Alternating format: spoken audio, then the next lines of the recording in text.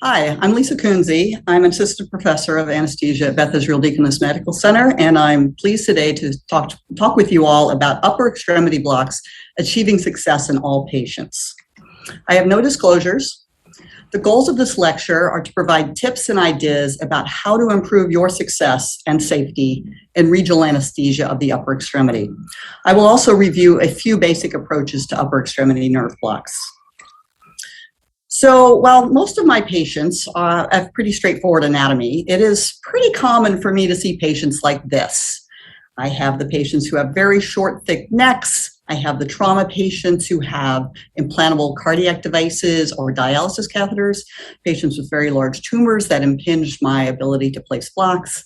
And on occasion, I get somebody who's extraordinarily muscular and large. A lot of restricted range of motion, coagulation abnormalities. These are the patients that are a little bit challenging. So this is my first tip. Pick a probe. Now, typically when I'm doing upper extremity blocks, I will use a linear high-frequency probe because most of the structures are fairly shallow. My rule of thumb is that if the nerve is less than 4 centimeters deep, I usually use a linear probe, and that gives a good image as well as good visualization of the needle. If the nerve is deeper than 4 centimeters, then switching to a curvilinear probe, if you have one, is beneficial because you get a wider range of image of both the underlying structures as well as a much shallower image of the needle, which makes it a little bit easier to see. These don't always hold true. So this is a patient I took care of a few years ago. He's 86 years old, had a car accident, rib fractures. He has a pacemaker AICD, has delirium, and he has left arm radial and ulnar fractures, which we are hoping to repair under just a straight nerve block. Because he had an uncleared C-spine, the surgeons, and was delirious, the surgeons requested we did not remove his collar to place the block, which limited our options a little bit. He also had, if you can see the AICD here, which limited our ability to do an infraclavicular block, and he had extreme pain in his forearm, which made doing an axillary block impractical. So we were kind of stuck with doing a supraclavicular block, but as you see, the typical linear probe that I would use for this will not be effective. This is a basic review of the supraclavicular nerve block. I usually use the high frequency probe. Any brand will do. I don't support any one or the other. And I put it about parallel to the clavicle and then do some twisting motion to improve the visualization. And in this particular patient, who was 240 pounds, the nerves are actually quite shallow, 1 to 2 centimeters deep. We can see the artery, we can see a rib. And these are the divisions of the brachial plexus that we're interested in blocking for the arm. In this patient with the C-collar, it was a little tricky because the typical linear probe wouldn't fit. So I found this high-frequency curvilinear probe, and we were able to get a fairly decent image. This is what we saw, and it's not perfect, but you could see the artery, we could see the chest wall, and we could see what sort of looked like nerves. And so we put the local anesthetic there, and it worked very well for this particular patient. It was a little bit of out-of-the-box thinking. The second tip I have for you is to position the patient to improve your needle approach and visualization. This is an average-sized patient. I think he's 75 kilos, 70 years old, and he was having a procedure on his elbow and forearm. And when he was lying in the bed with his head of bed elevated about 30 degrees, which is typically how I'll do most of the upper extremity blocks, you can see that he has a very sunken in supraclavicular space as well as infraclavicular space. And the head of his humerus is very prominent. So while I could put a probe on him and see the structures underneath, it was going to be very difficult to achieve success in placing the nerve block without damaging underlying structures like the lung. So what I did for him is I took a roll of towels and I just put it behind his back. He had no limitations with his C-spine or anything else, and so that worked out very well. It moved the head of the humerus out of the way, gave me a very nice place to do an infraclavicular nerve block, or I could have done a supraclavicular block. I did an infraclavicular because his anatomy was just beautiful there. But just a simple roll behind the back can totally change your ability to have success.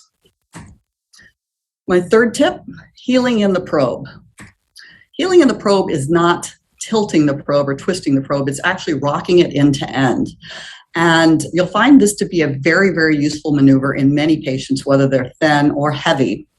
So if I want to do a block in the supraclavicular space of this particular patient, you'll see that the ultrasound probe is actually sunken down behind the clavicle. So I have a couple options if I want to do a block on this man's arm. I could just move to another location and try an infraclavicular block. I could try using a different ultrasound probe, a curvilinear probe. That may or may not give me good success in this area. I could reposition the patient as I did before. But what I find most useful is I will just heel in the probe. And I'll show you what I mean a little bit by that in the next slide. If you put a probe flat on the skin, you have a nerve underneath and you have a nice shallow approach with the needle, which is ideal. That works great if you have a very flat surface of the skin. Now, if you have the skin sunken down behind a bony structure, this may not work and your needle angle may point you directly into the lung. This is not ideal. So what I do is tilt or heel in the probe so that I get a more direct approach with the needle. The needle is almost parallel to the face of the probe here. And it's unlikely that I'm going to have any difficulties in placing a nerve block. I use the same scenario when I have heavy patients. Sometimes I have to heel the probe into the tissue to get a more parallel approach with the needle and to have also better visualization with a linear probe. Tip number 4, avoid bending the needle. I'm going to start by just reviewing the interscalene block before I get onto this. When I do an interscalene block, I start with a supraclavicular approach and I move the probe up in the neck with a rotation so I achieve a more axial view, and then I tilt down a little bit because you want to get an image of the brachial plexus, the trunks of brachial plexus in a 90-degree view. And this patient, despite the fact he's 240 pounds, as you'll notice the C5 and C6 trunks are only about 1 centimeter deep. And this would be typical for most patients you see who have a nice long neck like this. This is a lot of our patients that I take care of. They have what I call a neckia. So with this young woman, I put a pillow behind her back to give me a little bit better positioning and a little better access to her neck. And then I rotate her neck away from me so I can have a good amount of space to work and find the nerves that I'm looking for. And so this all went really well. This patient's interscalene was easily visualized. We have the 3 trunks here, as you can see. And we have the probe in a classic position on the neck. And then I noticed something interesting. When the resident was placing this block, I noticed these nerves starting to move off to the side. So I asked the resident, "Where do you think your needle tip is?" And the resident told me it was outside of the scalene muscle. And I said, "I don't think so." So I happened to notice something very subtle, that the needle was being bent over some of the tissue of this woman's neck. So when I had to let go of the needle, sure enough, the needle was a little farther in than I expected, and we pulled it back and had a nice successful block. Interestingly enough, the patient had no paresthesias. A couple ways to avoid this. 1, just don't bend the needle ever. And 2, sometimes you have to place the needle a little farther away from the probe so that you don't have to, so that you can maintain your kind of superficial approach to these more superficial structures. So just placing the needle insertion site a little bit away from the probe would probably reduce the need to try to bend the needle.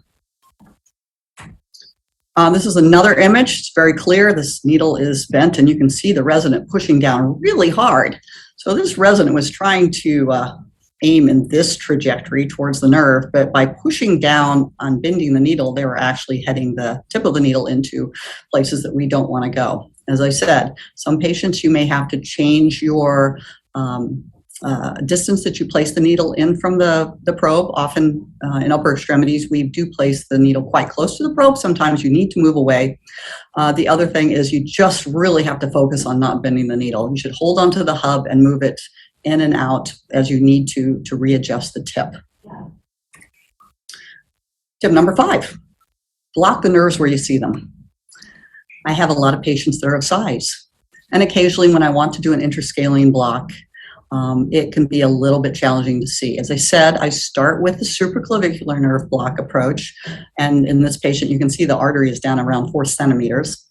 And then I'll try to scan up and find the interscaling, the trunks in that nice stoplight appearance.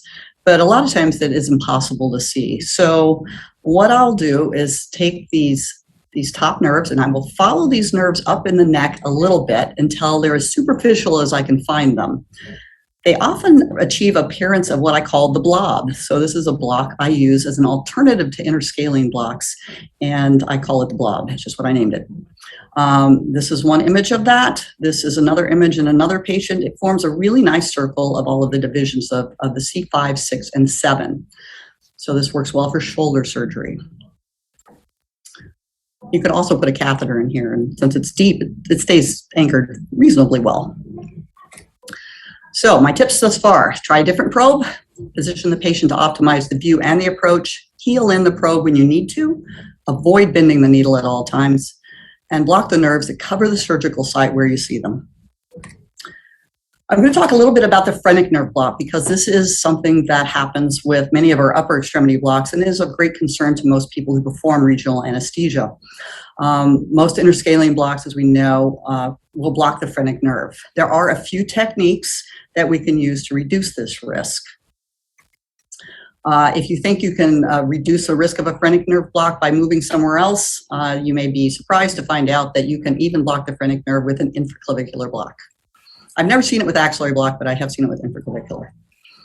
So this may reduce the risk, but not totally eliminate it. Tricks that have been shown to help avoid phrenic nerve block: decreasing the volume of local anesthetic, using a lower concentration of local anesthetic, and sometimes picking a much more distal location to block the nerves that are going to cover the surgical site. What I'm going to talk about here more is for shoulder surgery, using the suprascapular and axillary nerve blocks to achieve what an interscaling block will also do. A review of the innervation of the shoulder: we have the suprascapular nerve, which is a branch of the upper trunk, includes some branches of C4, gets about half of the shoulder joint as well as the AC joint. And then the axillary nerve, which is a branch of the posterior cord. It innervates the deltoid muscle, about half of the shoulder joint, and some skin on the upper arm. It will not cover a surgical incision. This is data from an old study, about 10 years old, where they were doing arthroscopic shoulder surgery, and the patients either had an interscaling block or a suprascapular plus axillary nerve block. And as you can see, there's very little motor block associated with the suprascapular axillary blocks. However, patient satisfaction and analgesia were equivalent between the two for arthroscopic surgery. The way I do the suprascapular block, most of the time I do it without ultrasound. But if you like to do ultrasound, I will show you a couple different ways. You can either place the probe in kind of a sagittal approach and do an out-of-plane block. So do the injection of the needle about right here, and you watch needle point go into the desired location. Or you can rotate this probe into a position that is parallel to the spine of the scapula and do an inline approach. Both of them are very effective, as well as just a simple anatomic block. If you're doing this block with ultrasound, you'll notice that you go through a couple muscles: the trapezius, the supraspinatus, and the bone, the spine of the scapula, is down at the bottom, and you'll see small vessels, and the nerve is next to these small vessels. In patients, this is a healthy patient. In a patient with rotator cuff disease, often these muscles are very atrophied, and the block is not actually that deep. More recently, there have been some publications about doing the suprascapular nerve block from an anterior approach. And as a regional anesthesiologist, this is appealing because it looks very similar to our supraclavicular block. And in fact, your approach is basically the same as with the supraclavicular block, but you are going to look a little bit more lateral to find the suprascapular nerve when it takes off from the C5, 6, and 7 divisions. It's a little bit more superficial than the block in by the shoulder blade, and so that is favorable for some patients who have coagulation abnormalities.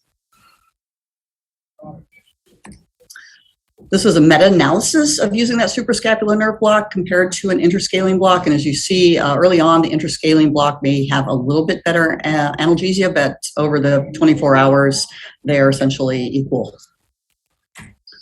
However, the side effects of the interscaling block tend to be a little bit worse. And if we have patients who have pulmonary disease, significant pulmonary disease, as you'll note, if the effect of dyspnea is much favored by doing the suprascapular nerve block and an axillary nerve block compared to interscaling blocks.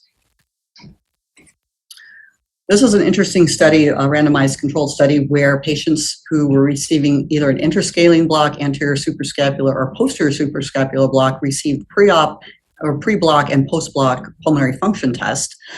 And as we can see with both the anterior and posterior approaches to the suprascapular block, there was a much significantly reduced effect on pulmonary function. So you have less problems in patients who have pulmonary dysfunction. There's also less diaphragmatic paralysis, as we can see from this. The analgesia for arthroscopic surgery was identical for all three blocks. So these are clearly good alternatives in arthroscopic surgery. I don't know about for open total shoulder replacement. The axillary nerve block's a little harder to see. This is what I see when I see the axillary nerve block. Sometimes I can see the fish, but it's a little bit tough to see. There are two approaches that I use for the axillary nerve. In patients who are reasonably healthy, this block can be actually quite deep. In patients with atrophied rotator cuff or shoulder girdle, it is actually not that difficult of a block to do. But you'll see you can use either an axial approach such as this. It's about halfway between the acromion and the armpit. And you'll notice the deltoid, the teres minor, which you may or may not see super well, and then the blood vessels, and the nerve is right next to the blood vessels, which sit pretty close to the humerus. So if you see the blood vessels, you're pretty close, and that's probably a good place to do the block. I prefer a sagittal approach, and I find this a little easier to see the humerus along its length, and I just go through the deltoid, and it's a subdeltoid injection where you will see the vessels and the nerve. Just it's actually reasonably easy. One way to make it easier, especially on a larger person, is if they can, abduct the arm. This is a patient I took care of a couple years ago, 78 years old, severe pulmonary hypertension, poor RV function, and is having a rotator cuff repair and biceps tenodesis. He also lives alone, but he wants to be able to take care of himself and live alone, and he had severe shoulder dysfunction. So I did just a suprascapular nerve block on him. I also gave him a little bit of ketamine, a little Toradol, a little Dilaudid, and in the long run, in the recovery room, he had no pain, and we did keep him overnight, mainly because he didn't know how to give himself insulin with only one arm. And by the next day I went to see him, he still only had 2 out of 10 pain. So this block, even though I did not do the axillary nerve block, was quite effective for him in reducing his pain. My last tip number 6, choose the easiest block when possible. Now, the irony is I'm going to talk now about the infraclavicular block, which a lot of people are a little bit afraid of because it is the deepest block in the upper extremity, and some people find that a little bit daunting. But I'll give you a few tips that will help improve your success. You definitely don't want to block a guy like this for infraclavicular. It would be very difficult. Tips for success. Large muscular patients are going to be difficult. It is not my go-to block. If I look at them and they look like that, I often will not do a block. I will try a supraclavicular or axillary nerve block. And they may not be appropriate. This may not be an appropriate block if patients are actively anticoagulated because it is a bit deeper block.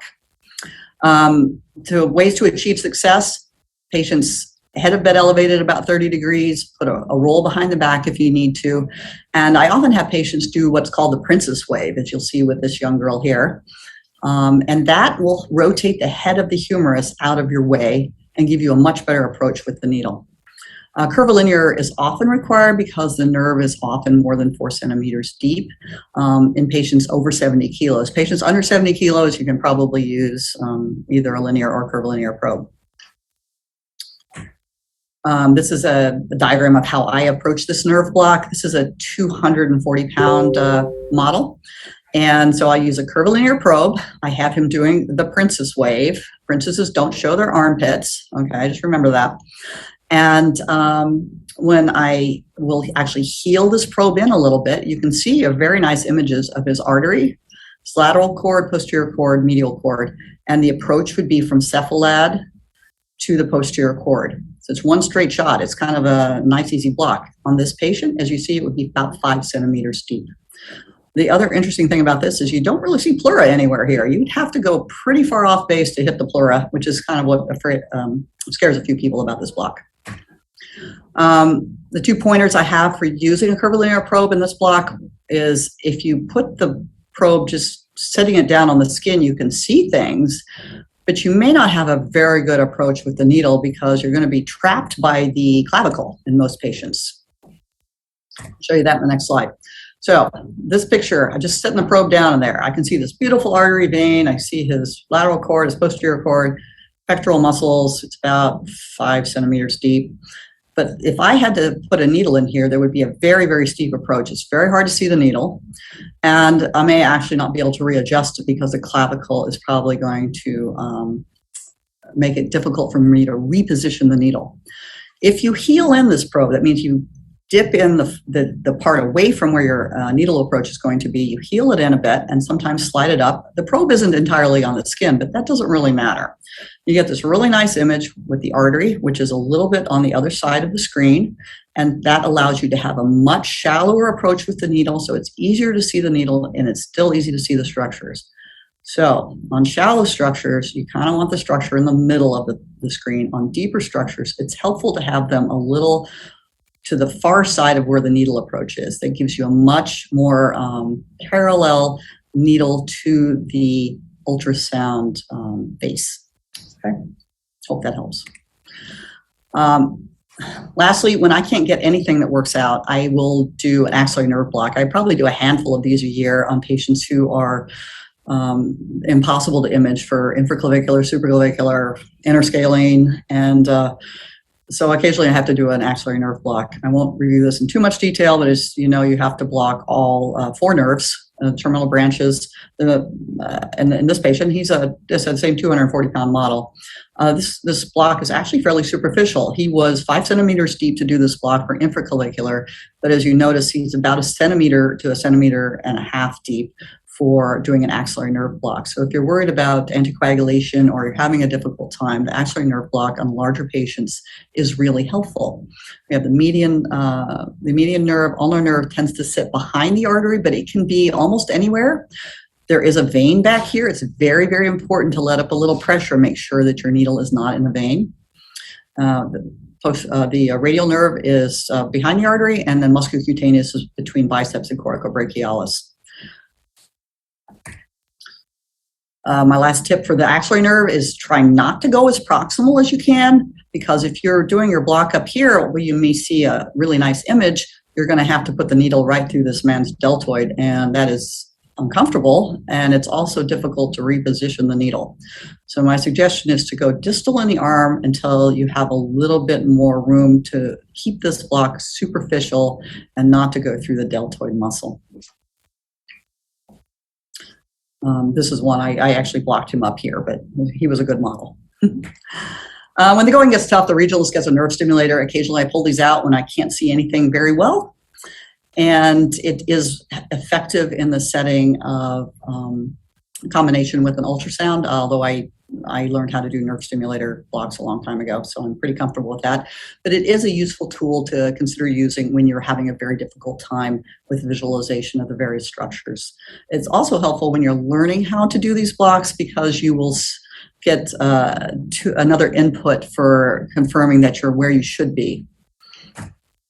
I want to talk briefly about additives. There's a lot of literature about these right now. Several drugs can be used as additives: dexmedetomidine, dexamethasone, buprenorphine, nalbuphine. There's others.